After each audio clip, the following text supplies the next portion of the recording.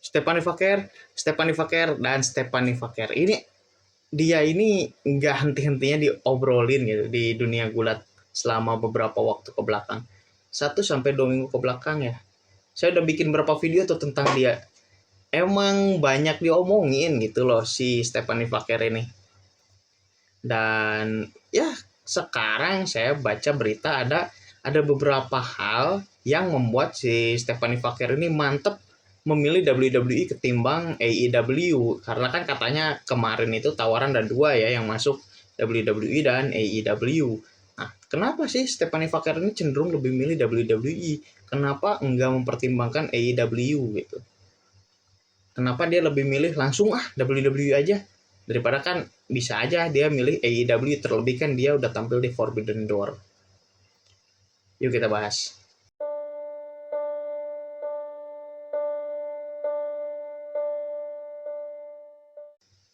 Balik lagi di Berita Gulat by MF Wrestling. Jadi kita bahas Stephanie Faker ya, sesuai yang tadi udah saya mention sebelumnya. Kalau misalkan kita ngomongin si Stephanie Faker ini, kita semua udah tahu ya, saya udah bikin video beberapa kali soal Stephanie Faker. Jadi dia ini adalah talentnya CMLL, talentnya New Japan. Dia tampil di 2 tempat itu ya, kadang di CMLL, kadang di New Japan gitu. Dia ini adalah atlet asal Chile ya. Jadi dia Amerika Latin gitu ya. Hitungannya Amerika Latin juga. Dia tampil di sana, di Meksiko, kadang di Jepang ya, karena New Japan juga punya ekspansi ke Amerika. Jadi dia juga kadang tampil di sana. Jadi ada beberapa faktor yang membuat dia ini mantap memilih WWE ketimbang memilih AEW. Karena kita udah pernah bahas sebelumnya juga ya, Stephanie Faker sudah resmi tampil di WWE itu di minggu lalu lawan Isle Dawn dan menang ya, kalau nggak salah menang. Itu waktu WWE lagi tour ke Meksiko, lebih tepatnya ada Super Show di Mexico City. Kenapa sih si Stephanie Faker ini mantep milih ke WWE ketimbang kan bisa aja ke AEW, karena kan tawaran ada 2 ya waktu itu. Nah ternyata kalau misalkan teman-teman belum tahu, Stephanie Faker ini sendiri dari awal sudah mantap ke WWE, bahkan dia itu kayak kasarnya itu kayak menghiraukan tawarannya AEW. Jadi kayak gak peduli misalkan dia ditawarin sama AEW buat jadi pegulat tetap, gak peduli. Karena apa? WWE udah masuk dan memang sudah mencuri hatinya Stephanie Faker duluan. Kenapa sih bisa begitu? Karena Stephanie Faker sendiri adalah fans WWE sejak kecil.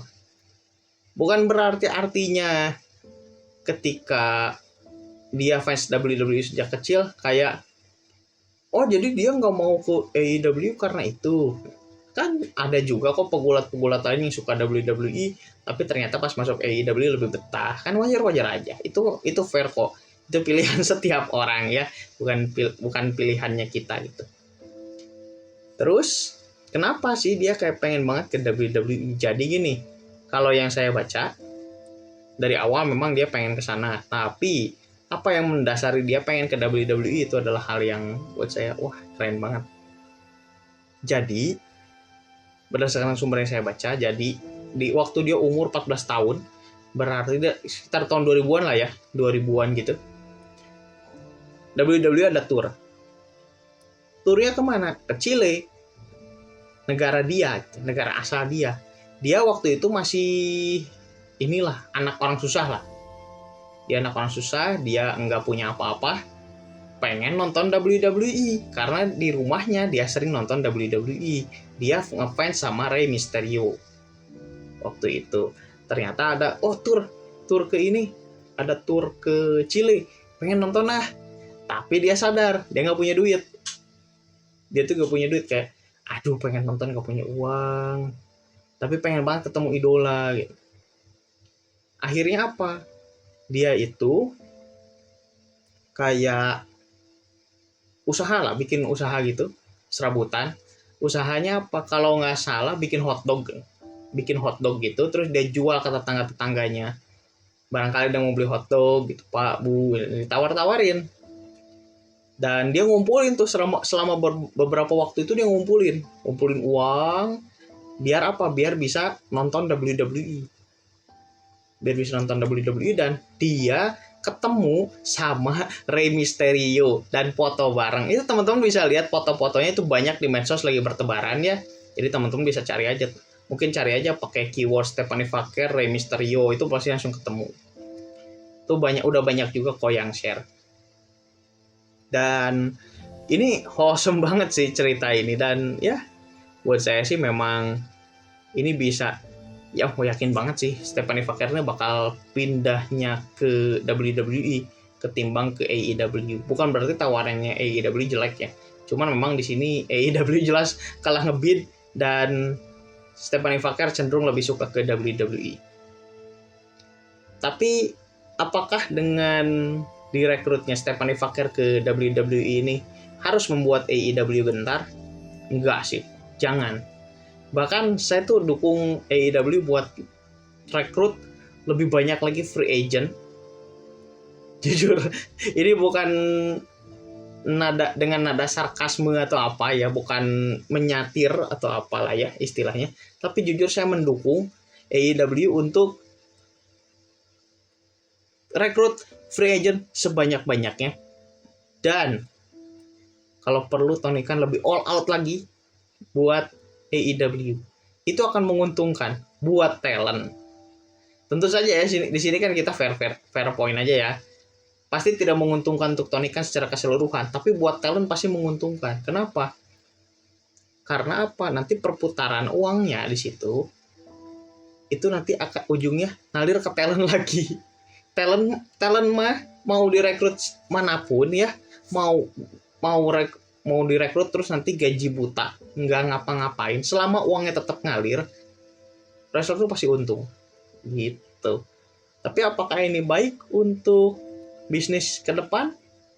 Nah, ini teman-teman nanti silahkan promo dikit ya, silahkan nanti kita bahas bareng-bareng di in-depth ya.